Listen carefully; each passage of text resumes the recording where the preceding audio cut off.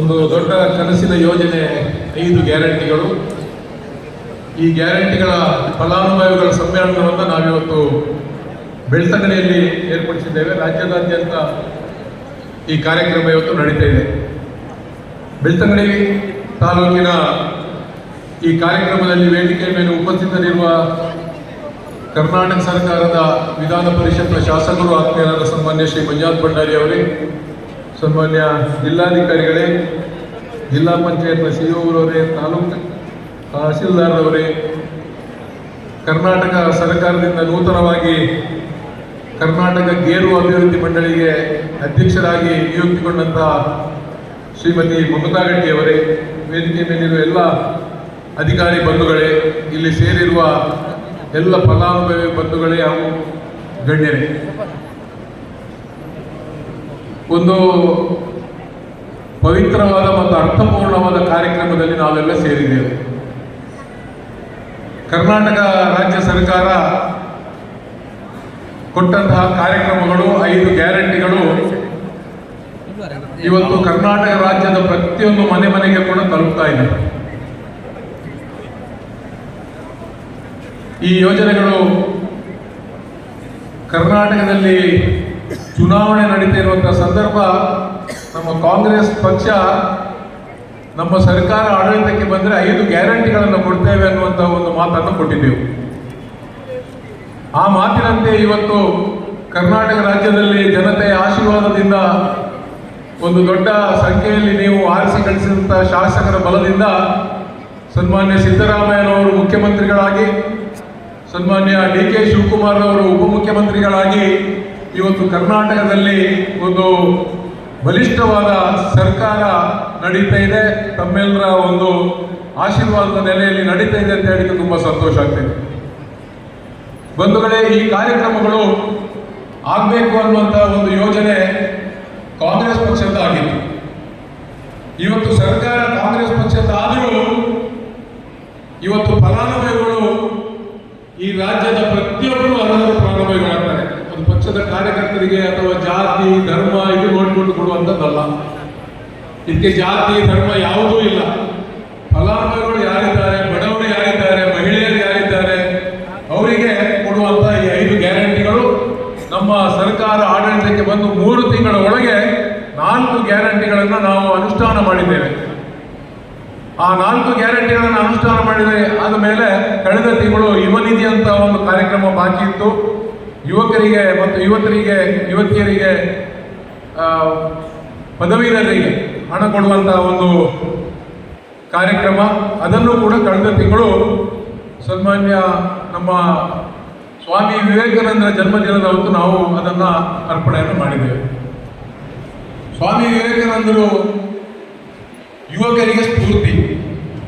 ಸ್ವಾಮಿ ವಿವೇಕಾನಂದರ ಹೆಸರಲ್ಲಿ ಬಾರಿ ಬಾರಿ ಮಾತನಾಡುವುದು ಮಾತ್ರ ಮುಖ್ಯವಲ್ಲ, ಸ್ವಾಮಿ ವಿವೇಕಾನಂದರ ಅವರ ಬೋಧನೆ ಏನಿತ್ತ ಯುವ ಸಬಲೀಕರಣ, ಅದನ್ನು ನಾವು ಕಾರ್ಯರೂಪಕ್ಕೆ ನಮ್ಮ ಸರ್ಕಾರ ತಂದಿದೆ ಅಂತ ಹೇಳಿಕೆ ನಮಗೆ ಬಹಳ ಸಂತೋಷ ಆಗ್ತದೆ.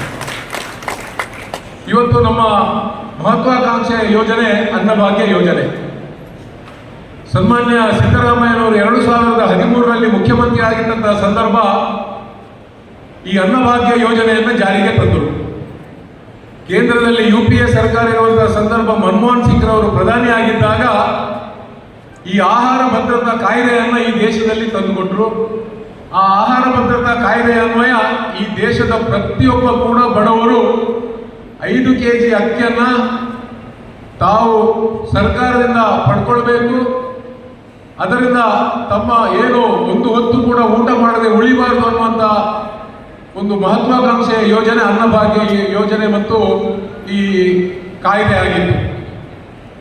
ಅದರ ಪ್ರಕಾರ ಸಿದ್ದರಾಮಯ್ಯನವರು ಮುಖ್ಯಮಂತ್ರಿ ಆದಂತಹ ಸಂದರ್ಭ ಈ 5 kg ಅಕ್ಕಿಯನ್ನು ಏನು ಕೇಂದ್ರ ಸರ್ಕಾರ 2 ರೂಪಾಯಿಗೆ ಕೊಡ್ತಾ ಇತ್ತ, ಅದನ್ನು ಅವರು ಮುಖ್ಯಮಂತ್ರಿ ಆದಾಗ ಉಚಿತವಾಗಿ ಕೊಡುವಂತಹ ಕಾರ್ಯಕ್ರಮವನ್ನು ಹಾಕಿಕೊಂಡ್ರು. ಬಡವರು ಊಟ ಇಲ್ಲದೆ ಬಳಲಬಾರದು ಅನ್ನುವಂಥ ಒಂದು ಉದ್ದೇಶ. ಅವರು ಯಾವಾಗಲೂ ಭಾಷಣದಲ್ಲಿ ಹೇಳ್ತಾ ಇದ್ರು, ನಾನು ಚಿಕ್ಕವನಿರುವಾಗ ಮನೆಯಲ್ಲಿ ಬಹಳ ಬಡತನ ಇತ್ತು, ಕಷ್ಟ ಇತ್ತು. ನಮ್ಮ ಇಡೀ ಗ್ರಾಮದಲ್ಲಿ ಹಬ್ಬ ಹರಿದಿನ ಬಂದರೆ ಮಾತ್ರ ನಮಗೆ ಅಕ್ಕಿ ಊಟ.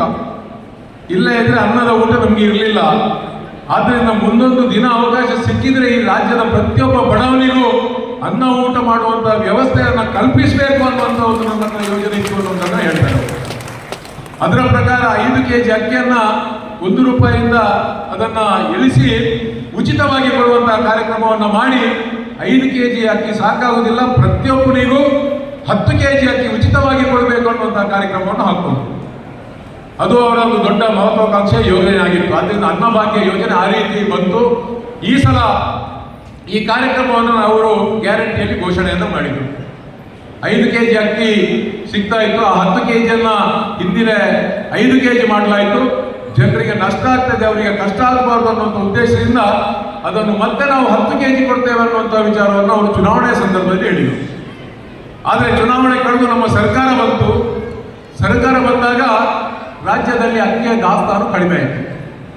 ಫುಡ್ ಕಾರ್ಪೊರೇಷನ್ ಆಫ್ ಇಂಡಿಯಾ ಅದಕ್ಕೆ ಅರ್ಜಿಯನ್ನು ಹಾಕಿದ್ರು.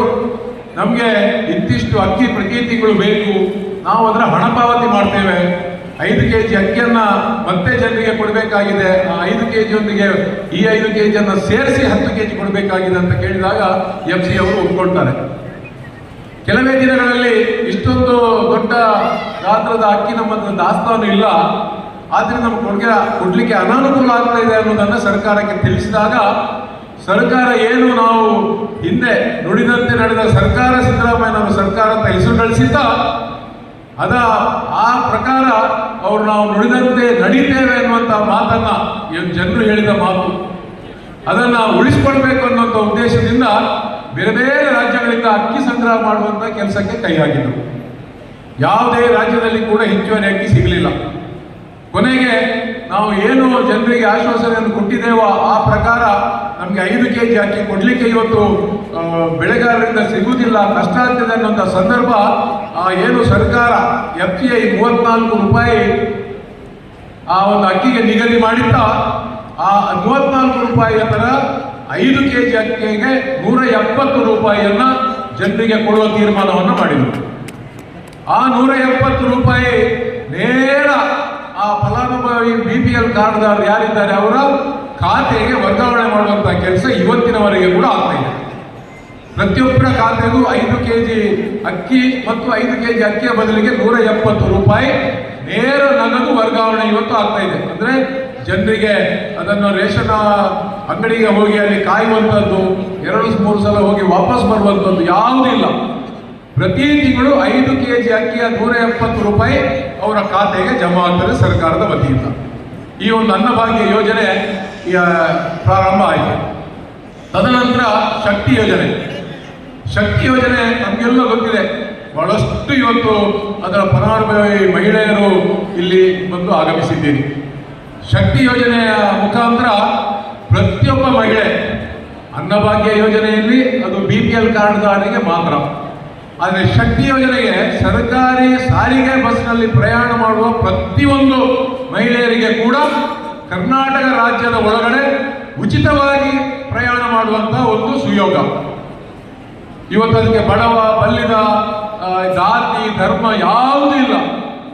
ಪ್ರತಿಯೊಬ್ಬ ಮಹಿಳೆ ತನ್ನ ಆಧಾರ್ ಕಾರ್ಡ್ ತೋರಿಸಿ ಕಂಡಕ್ಟರ್ಗೆ ಬಸ್ನಲ್ಲಿ ಹತ್ತಿ ನನಗೆ ಎಲ್ಲಿ ಬೇಕು ಅಲ್ಲಿಗೆ ಪ್ರಯಾಣ ಮಾಡುವಂಥದ್ದು. ಕರ್ನಾಟಕ ರಾಜ್ಯದ ಒಳಗೆ ಸೀಮಿತವಾಗಿ ಎಲ್ಲಿ ಕೂಡ ಹೋಗ್ಬೋದು.